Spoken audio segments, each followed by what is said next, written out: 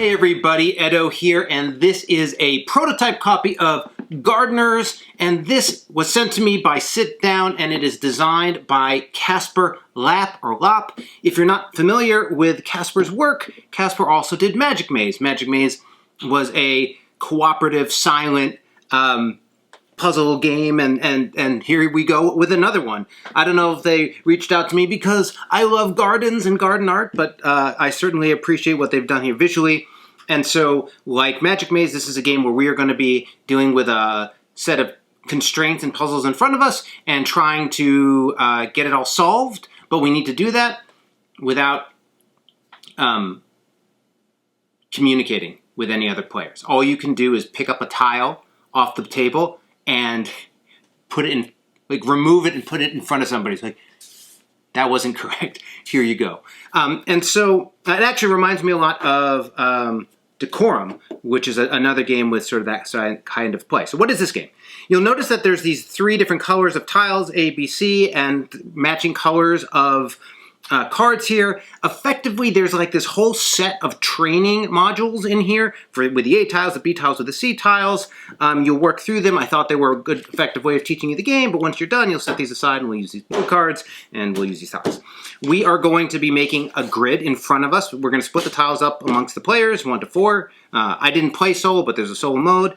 And in the middle, we're going to be creating a garden using these cards. And these cards have paths, benches, let's see what else we got here.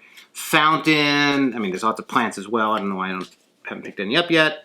Maybe it's because they're over here. I don't know what kind of plant this is, but various plants of different sizes and different colors. And so everyone's going to have these tiles. And what we are going to do, evenly distributed, is we're making this grid in front of us. First round, player's going to grab one of these cards. So basically, these cards are the constraint cards, and one side has a piece of information about the cards and what it's related to. So there's like 3 of one thing next to 3 of another, or this one's relating to paths, or this one has something to do with one type of thing in this shape. Now, the person who draws it gets all the information. They see the full constraint. So in this case, you needed a connected path.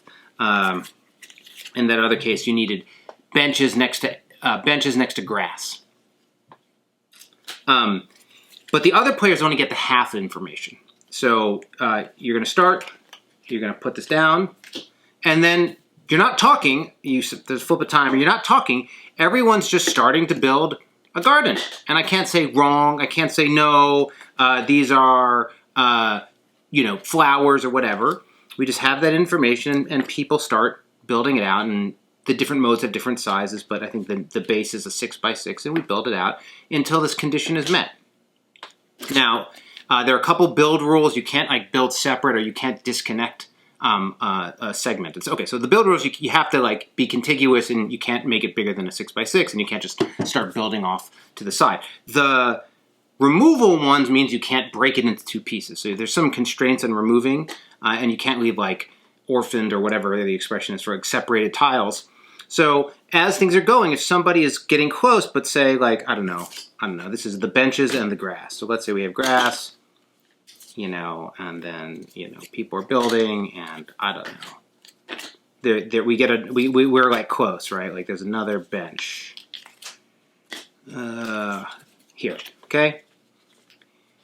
I could remove a tile and give this to somebody else. I can't say, hey, don't put it there, put it here, but perhaps they'll deduce, a lot of deduction, perhaps they'll deduce that's what they should do. That's the first one's easy. Then what'll happen is, so you don't reveal it, then next player, you get another one of these.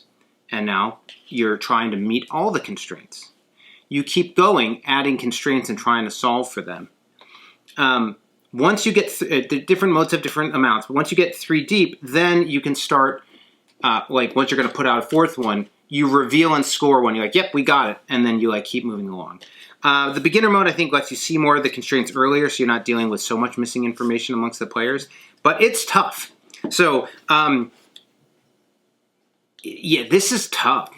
Like it's tough because it's silent. It's tough because the combinations of cards can work, and there's a lot of abstract play here.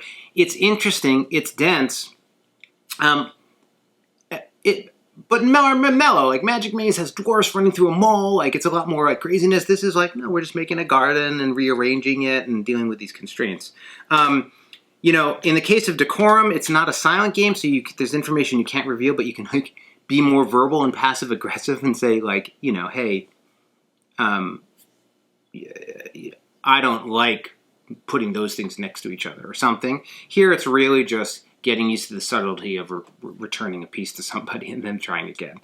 But that's really the experience. So if you're into spatial puzzle games and the challenge of cooperating silently, it's certainly an interesting process. I think there were some folks I played with who this was not the game for them in any means. But so I think if you like puzzle, spatial, and you're willing to like cooperate with people silently, I think it's pretty neat. So this is Gardeners.